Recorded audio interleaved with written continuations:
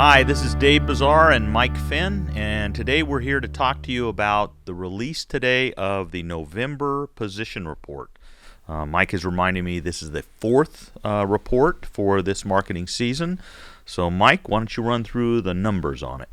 So I think generally, this fell within expectations. Kind of at the Almond board conference that we had last week, everybody was talking like it'd be down 15 to 20%, so not as bad as October. This came in at down 16. Okay. It brings year-to-date shipments down 15%. Okay. So you're about 153 million pounds behind where you were this time last year. Okay.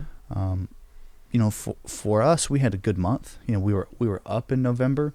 I think it's kind of hit and miss where people kind of fell. For us, it was the domestic shipments that really carried our month. Mm-hmm. What were the receipts? Receipts are down. So again, within expectations, receipts are down 4%. You've basically received 2.3 billion pounds thus far.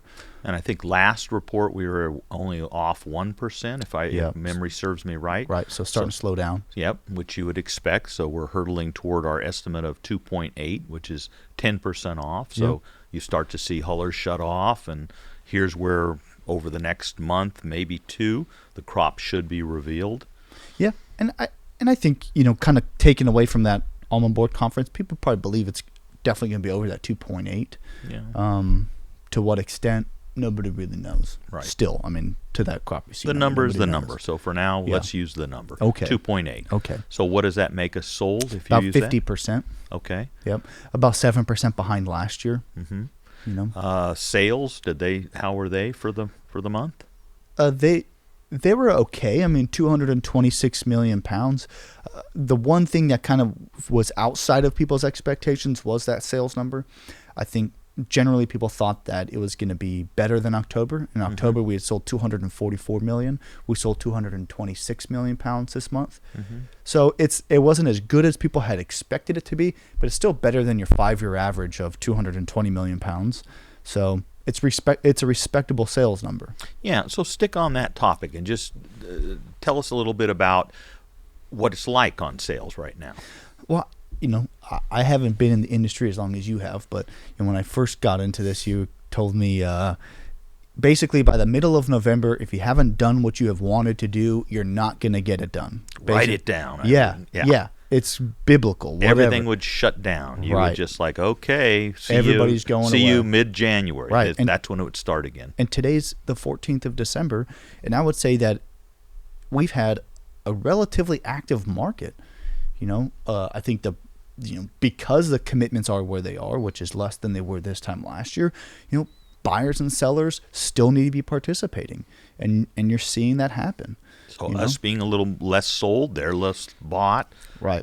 Still, and I think that some of the buyers, at least your real professional industrial buyers, they're going out there and saying, look, we know that there's logistical issues, okay?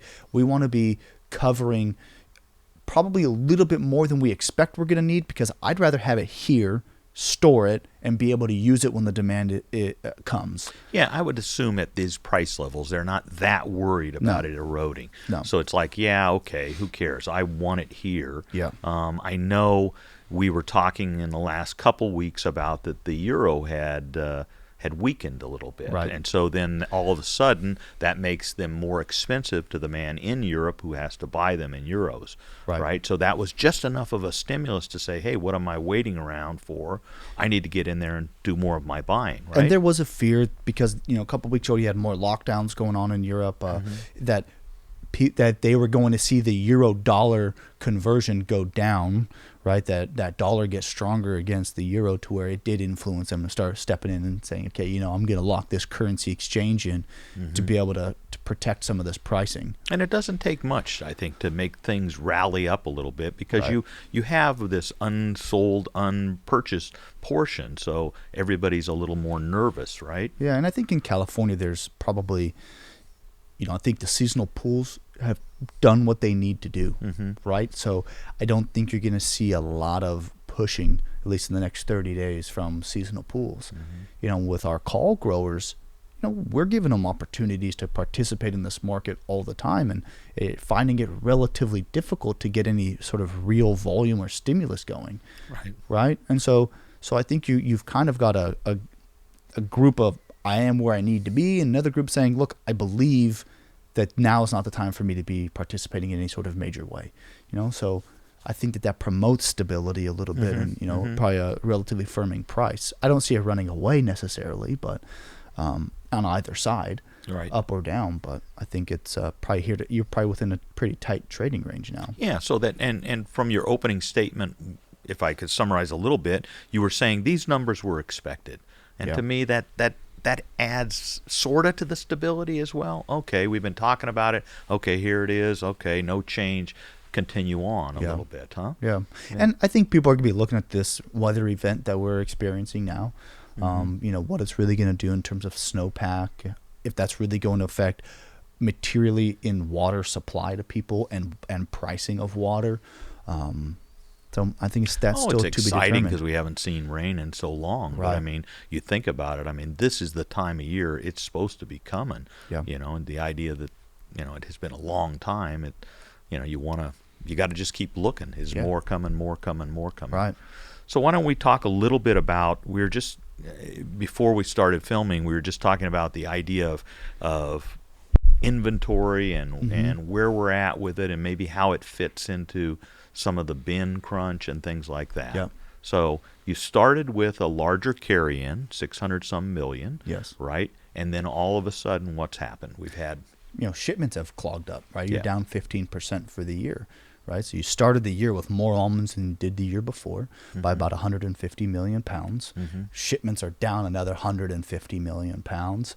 And so you find yourself in an odd scenario where you have a crop receipts down, but you still have more almonds, kind of at origin, right? It's about 200 million pounds compared to 1.78.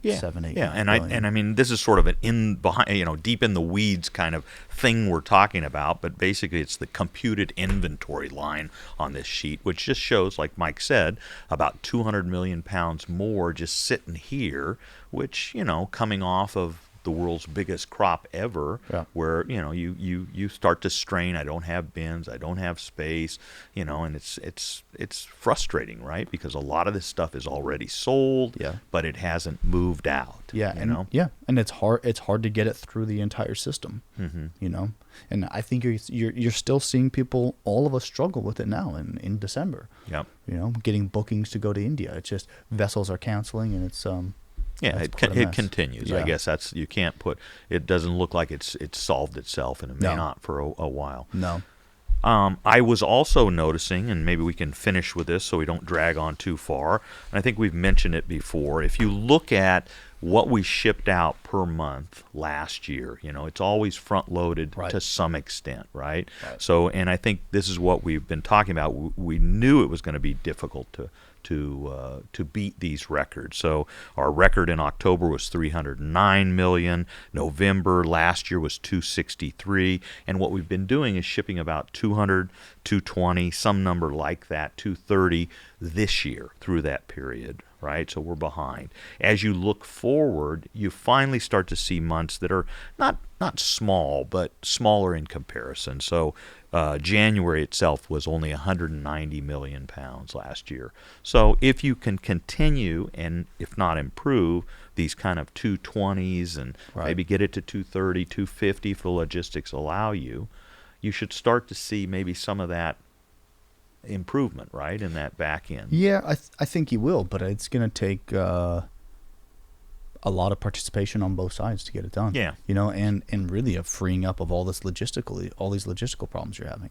And I guess I could also say, if you then go and look at those shipments, how they were divided out between export and domestic, you can see that, wow, the logistics, you're off 19% on the export side, but you're only off less than 4% on the domestic. Yeah. And we talked about that domestic, I think, last time, about pricing, retail pricing, and kind of elevated pricing there. Okay, so positives are you've still got buyers active in the market. Yes. You've got the ability and some liquidity, and hopefully a little easier shipments to be coming as far as getting it out. Knock on wood. Okay. That's been Dave and Mike, and this is the November Position Report.